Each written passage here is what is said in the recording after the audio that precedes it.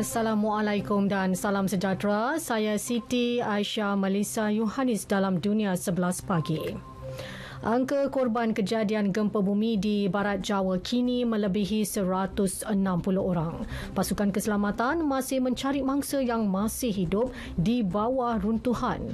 Agensi Bencana Kebangsaan melaporkan kira-kira 5,300 orang penduduk terjejas dengan 2,200 buah rumah musnah.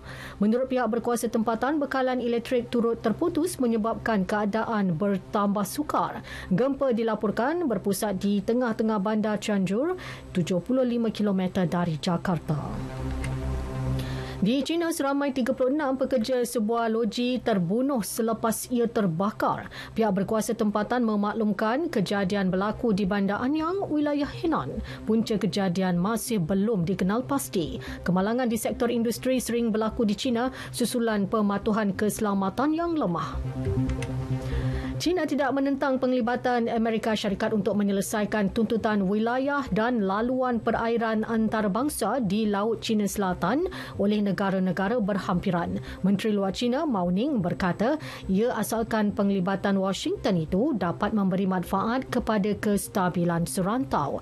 Ning mengulas demikian susulan lawatan naib Presiden Amerika Kamala Harris selama 3 hari di Filipina. Kehadiran Harris di Manila bagi mengesahkan sokongan Washington untuk membatalkan tuntutan Beijing ke atas laluan perairan antarabangsa yang dipertikai negara-negara terdekat. Selain China dan Filipina, antara negara lain yang terlibat adalah Brunei, Malaysia, Taiwan dan Vietnam.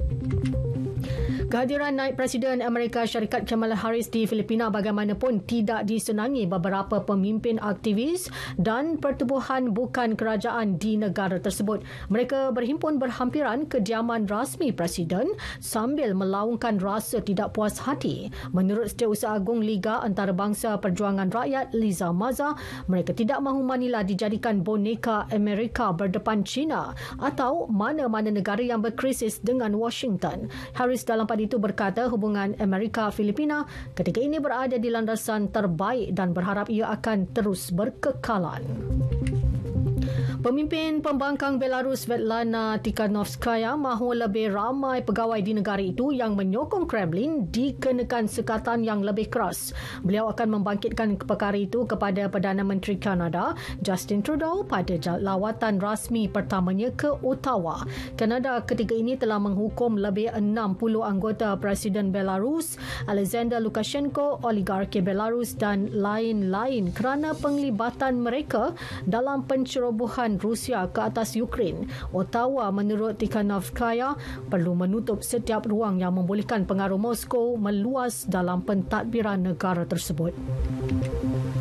Sementara itu, Ukraine mendakwa tentera Rusia melakukan jenayah perang ke atas penduduknya. Menurut kenyataan Kiev, beberapa tempat penyiksaan ditemukan sekitar bandar Kherson setelah pengunduran pasukan Moskow. Kiev turut menuduh tentera Rusia melakukan penyiksaan secara sistematik.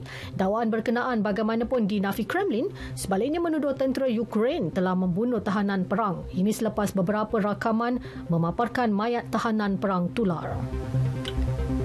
Had umur mengundi di New Zealand diturunkan kepada umur 16 tahun akan menjadi kenyataan. Ini selepas Mahkamah Agung negara itu memutuskan umur mengundi semasa 18 tahun adalah tidak konsisten dengan rang undang-undang hak. Undang-undang negara itu memberi kebebasan mereka yang berumur 16 tahun untuk membuat keputusan dan bebas daripada sebarang diskriminasi umur. Perkara itu telah dibangkitkan kumpulan advokasi Make It 16 yang mahu had umur mengundi diturunkan kepada 16 atau 17 tahun. Perdana Menterinya Jacinda Ardern berkata pentadbirannya akan meneliti perkara tersebut dan undang-undang mengenainya akan digubal. Ke perkembangan bola sepak Piala Dunia, England memulakan aksi peringkat kumpulan B dengan bergaya apabila membelasah Iran 6-2 malam tadi. Pertembungan antara Amerika Syarikat dengan Wales pula berakhir dengan keputusan seri 1-1. Amerika menjaringkan gol menerusi penyerang Timothy Weah pada minit ke-36. Namun bintang Wales, Gareth Bale, menyamakan kedudukan dengan menyempurnakan sepakan penalti 8 minit sebelum perlawanan tamat.